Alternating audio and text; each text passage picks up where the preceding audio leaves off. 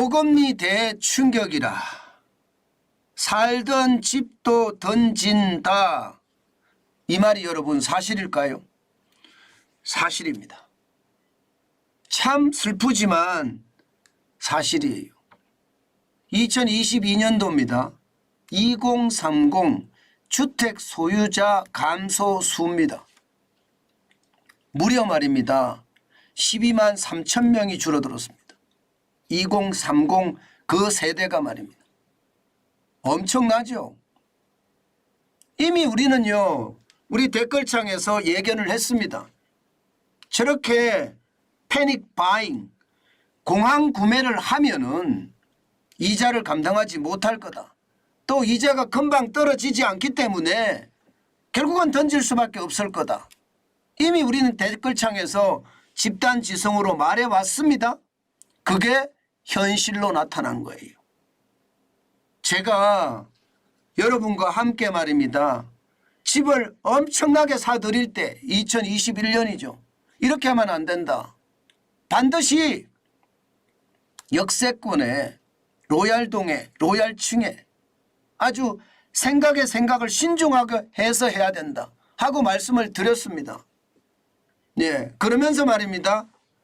예, 단독의 어떤 아파트는 사지 않는 것이 좋다.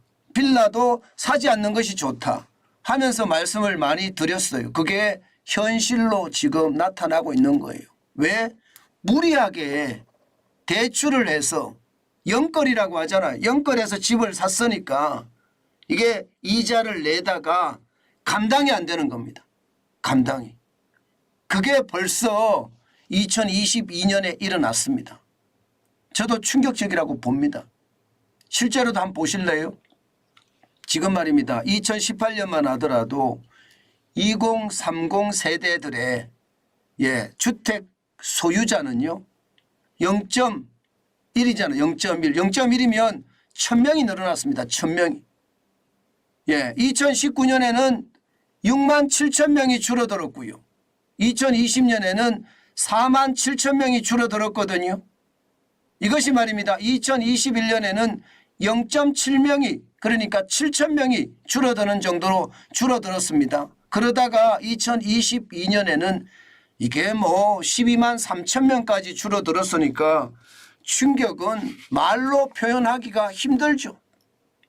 결국은 영끌했는데 그 충격이 고스란히 부담이 됐다는 뜻이에요. 그러니까 살던 집마저도 던질 수밖에 없는 게 현실이 됐다 이렇게 이야기할 수가 있습니다. 특히 말입니다. 특히 20대는 그나마 다행이에요. 왜 제가 다행이라고 이야기하냐면요. 20대 30대 미만이니까 20대죠. 29세 이하를 말합니다. 여기는 본인들의 능력이 그렇게 출중하지 못하잖아요. 그러다 보니까 부모의 도움을 받아서 집을 산 사람들이 많단 말입니다. 그래서 줄어드는 게 조금 낫습니다. 2021년에 29만 1000명이었는데 2022년에는 27만 4천 명, 5.8%가 줄어들어서 17,000명이 줄어들었습니다. 물론 27만 4천 명도 2019년 25만 명에 비하면 굉장히 많죠. 적은 숫자는 아니죠. 2020년 26만 5천 명에 비해서도 많은 수치고요. 그렇지만 더 놀라운 일은요. 30대입니다. 30대. 30대는 충격입니다. 여러분 얼마나 충격인지 보세요. 2017년부터 따져보면 5년 동안 14.6%가 줄어들었습니다. 180만 5천 명에서 말입니다. 154만 1000명으로 26만 4천 명이 줄어들었어요.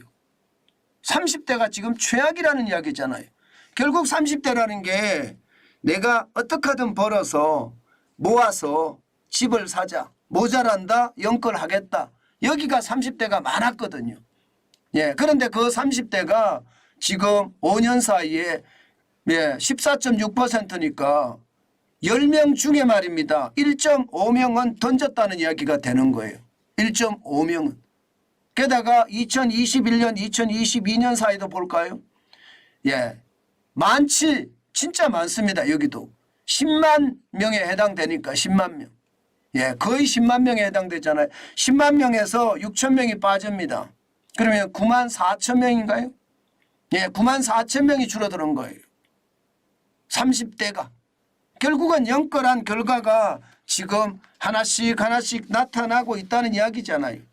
그 정도로 말입니다. 연결의 고통은 컸다는 이야기예요. 그것도 그럴 수밖에 없는 게 지금 뭐 이자라는 게 가중평균 금리로 보더라도요. 9월에 4.35%입니다. 4.35%. 가중평균 금리가. 이들이 말입니다. 돈을 빌렸을 당시는요. 예, 주택담보대출의 금리가 낮을 때는 2020년 2월에 2.52%였습니다. 가중평균 금리가. 그러던 것이 2021년 8월에도 2.88%였습니다. 이것이 말입니다. 2022년 9월에 4.79%, 10월에는 4.82%까지 올라갔습니다. 지금은 좀 떨어지긴 떨어졌어요. 2023년에 들어서서는요. 4.35%까지 떨어졌지만 여전히 높은 숫자입니다. 여전히 높은 숫자. 그러니까 여기에 대한 부담감이 클 수밖에 없고요. 예, 자칫 잘못하면요. 막차 탔다가 눈물의 손절이 지금 마구마구 일어난다. 이렇게도 생각이 듭니다. 막차라는 것은요. 지금 금리 보세요. 지금 금리. 지금 시중은행의 금리 보면 주택담보대출의 변동금리가 상단이 7.173%입니다. 하단도 4.570%고요. 굉장하죠. 물론 상단처럼 받는 사람은 그렇게 많지는 않겠지만 그래도 받는 사람이 있기 때문에 상단에 금리가 있는 거 아니겠습니까? 7% 내는데 이게 쉽겠습니까? 게다가 고정금리는요. 예, 하단이 4.340%에서 상단이 6.760%입니다. 신용대출 금리도 굉장히 높습니다. 상단이 6.5%입니다. 6.650%입니다. 예, 하단은 4.650%고요. 적지 않잖아요. 그러면 여러분, 제가 여러분들에게 계속 말씀드렸다시피 금리라는 것은 바로 그 순간 충격으로 나타나지 않는다. 적어도 말입니다. 적어도 6개월. 그게 1년이 되면 더 충격이 된다. 그 말씀 제가 드렸잖아요. 일명이 되면요. 가랑비에 옷 젖는 것처럼 낙숫물이 바위를 깨트리는 것처럼 이게 내 월급에서 이자가 빠져나가는 게 현실적으로 느껴지거든요. 그때부터는 진짜 충격이 됩니다. 그러니 예, 결국은 못 버티고 집을 던지는 그런 사태가 지금 일어나고 있다. 이런 얘기가 되는 건가요? 실제로도 말입니다. 그런 충격이 굉장히 커집니다.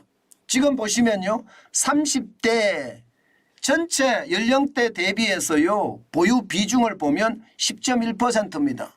이거 역대 최저입니다. 역대 최저. 154만 1000이 말입니다. 예, 154만 1000명이 집을 갖고 있지만 역대 최저 10.1%라는 거예요. 이게 일반적으로 말입니다. 20대 30대가 인구가 줄어든다고 이야기해요. 인구가 줄어드는 것을 감안해도 지금 보유 비율로 봤을 때는 역대 최저다. 이렇게 지금 평가하고 있습니다. 예, 지금 말입니다. 보시는 것처럼 50대가 가장 비중이 많잖아요. 50대가. 전체 주택 가지고 있는 사람이 1530만 9천 명 중에 385만 2천 명이 가지고 있어서 25.2% 50대가 제일 많이 가지고 있습니다. 그런데 30대는 지금 역대 최저까지 떨어졌어요. 그러니까 던지는 사람이 굉장히 많다는 거예요. 앞서 제가 경매에서도 그런 일이 일어나고 있다고 말씀을 드렸죠. 그때는 전 연령입니다. 20대 30대뿐만 아니라 전 연령에서 많이 던진다. 실제로 서울 아파트 경매 진행 건수를 보면 2023년 10월에 238건인데 이것은 2016년 5월 291건 이후 최다다. 그렇게 말씀을 드렸습니다. 예, 다시 말해서 말입니다. 예, 작년까지가 이게 최악이 아니라 올해가 더 최악이 될 수도 있다는 뜻이에요. 올해가 더 최악이 될 수도 있다. 문제는 경기가 좋아지면 이게 문제가 안 됩니다. 그런데 지금 경기가 굉장히 나쁘잖아요. 저성장의 어떤 경로가 굉장히 길어질 거라는 이런 분석도 나오고 있는 상태잖아요. 이렇다면 여러분 결국 말입니다. 던지는 사람들이 더 많아질 수밖에 없는 게 현실이 되겠다. 이런 생각도 해봅니다. 20대 30대만 던지는 것이 아니라 40대 50대 60대 70대도 던진다는 의미예요. 그렇기 때문에 서울 아파트 경매 진행 건수가 2016년이면 지금이 2023년입니다. 지금으로부터 따져보면 9년 전이에요. 9년 전하고 지금 같아진다고 하니까 그만큼 말입니다. 서울 아파트 경매 건수가 늘어나서 심각해진다 이런 얘기가 된다 이렇게 생각합니다. 여러분 저는요 앞으로도 이 문제는 굉장히 크게 문제가 될 거라고 생각합니다. 이자 폭탄이라는 게 금리 앞에 장사 없다는 이야기를 제가 누차 했습니다. 이게 느껴지는 시기가 오면 그때부터는 충격이 될 거라고 말씀을 드렸는데 올 1월까지 지금 금리를 올렸었잖아요. 그죠? 올 1월까지. 올 1월까지 금리를 올렸었는데 2023년 1월입니다. 벌써 2022년에 그런 일이 나타났다면 금리 올리는 게 벌써 충격이 온 거고요. 지금 고금리가 앞으로 한참 갈 거예요. 그에 대한 충격은 앞으로 더 커질 겁니다. 아마 말입니다. 변수는 있기는 있어요. 변수는. 경기가 좋아지면 아무래도 일자리가 많아지고 20대 30대가 더 좋아질 수도 있겠지만 지금 현재로 봐서는요. 더 어려워지는 게 현실이 될 거고요. 정부가 정책 자금을 계속 내놓는다고 하더라도 아마 이거 패닉 바잉이라고 이야기하는 내동 매매라고 하잖아요. 이렇게 아마 상세하기는 쉽지 않을 것으로 보입니다. 당분간 말입니다. 집값에 대한 충격 저는 있을 수밖에 없다고 생각을 하고요. 살던 집도 던지는 그런 이자 폭탄이 저는 야속하기만 할 거다 이렇게 생각이 들어요. 제가 이미 여러분과 함께 댓글창에서도 집단지성을 쌓아서도 말씀을 드렸고요. 제 개인적으로도 지표를 가지고 여러분들에게 말씀을 드렸습니다.